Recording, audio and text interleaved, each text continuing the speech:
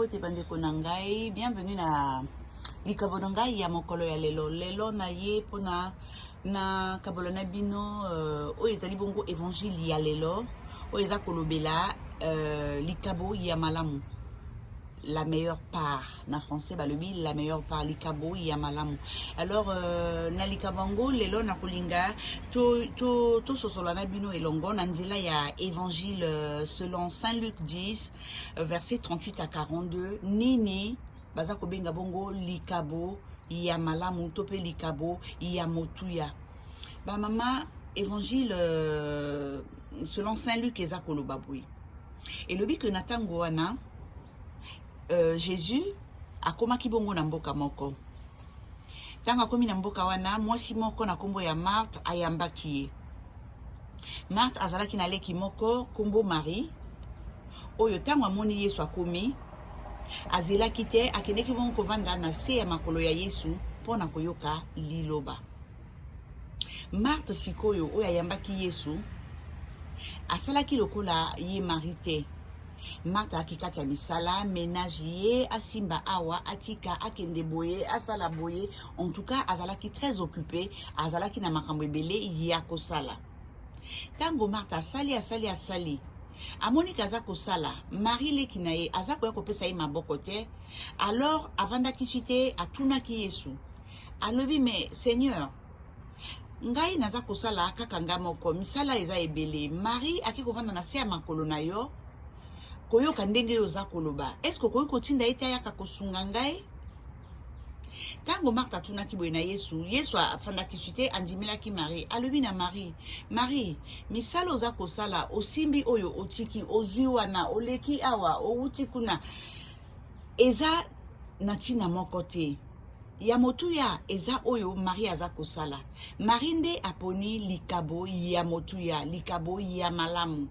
Pe oyo Marie aponi moto akolongolaka yango to pe kobotola yango akozalaka jamais. Yesu alingi alobela biso nini to pe évangile ya Saint Luc oyo elingi elobela biso na bino mama eloko nini. Évangile oyo eza kote ya biso bokonzi ya likolo. Ba mama nanga totika koyima totika ko pata totika ko luka bilukela parce que eloko kaka moko eza ya motuya sima ya kouta na mokili oyo, sima ya kozala na mokili oyo ya bato mokili ya masumu ezali bongo bokonzi bwa likolo. Ba mama na ngai bisengwa mokili ezali éphémère. Bisengwa mokili vanité de vanité. Oko sepela nango lelo lobby okolinga lisusu yango te folinga mosusu. Oyo zwi lelo mama lobby ekoza lisusu na valeur te parce que mokili eza ndenge wana. Yo motolingi ozwa nyonso na mokili. Yo motolingi ogute nyonso. Oyo yo komona na mokili oyo ya bato. Mama suka na yo eza nini? Toyaka wapona tanga moke. Toyaka wapona mokolo moko toleka. Maman to ali ba vacancier, toza ba touriste, toza ba pèlerin. Soki to sisi kova na mokili o mokolo moko foto le kanandila ya liwa. Et soki o leki na nzela ya liwa liboso na yo nini jugement. Maman, l'heure ango ya komi ya kobongisa nzela na yo ezali oyo. Tango toza nanu awa. Tango toza nanu awa to bongisa lobi na biso. Parce que yebanité, wana motonyo sa yebi yango que lobi yebanité. Yonanga lelo to koloba parce que tozana na pema. Toza lelo.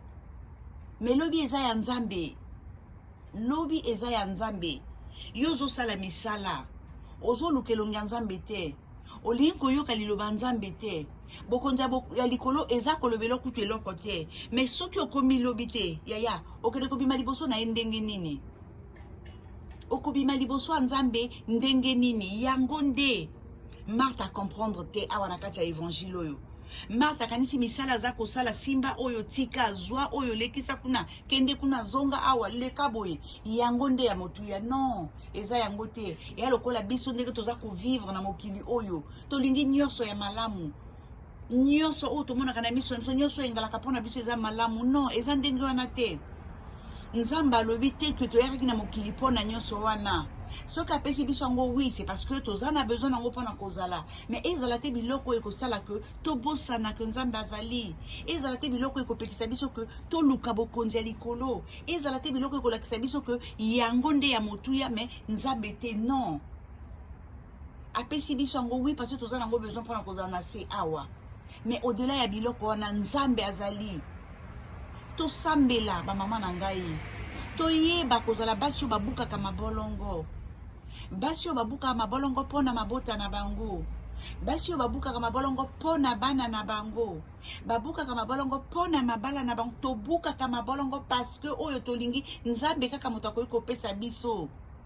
Tozala basi oyo na ba mama na ngai. Tozala basi ya losambo. Eza facile te parce que eza ya motuya. Oui. Nzambe akomprenaka biso. Nzambe apesaka biso ton.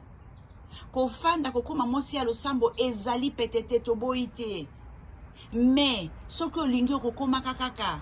Ti nzambe aza kosenga biso yango c'est parce que ayebi que soki tolingi soki tomeki tokokomaka. Tozala basi ya babondeli ba mama na ngai. Toleka kokolisa bana na biso na nzela ya losambo. Toleka kobatela mabota na biso na nzela ya losambo. Eza neloko te leki losambo na se awa. Na maloba kaka nzambe asalaki mokili oyo. Losambo eza maloba oyo ozali kobimisa pe oza kosenga na nzambe ayoka. Ba mama tozala basi ya prière. Tozala basi ya mabondeli. Toluka bokonzi ya likolo. Totala biloko mokili te, vanité de vanité. Ba plaisir temporaire, biloko tango moke, bisengo tango moke.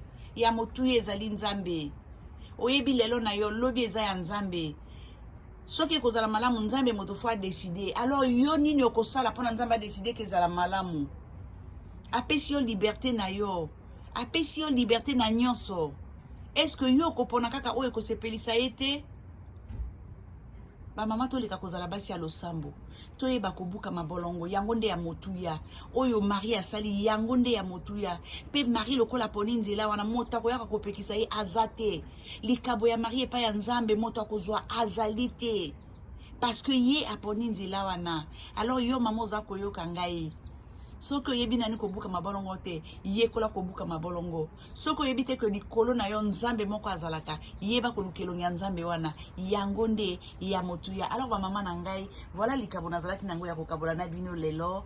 J'espère que écoutez ya bino moke na bandenge na bino ya kozala.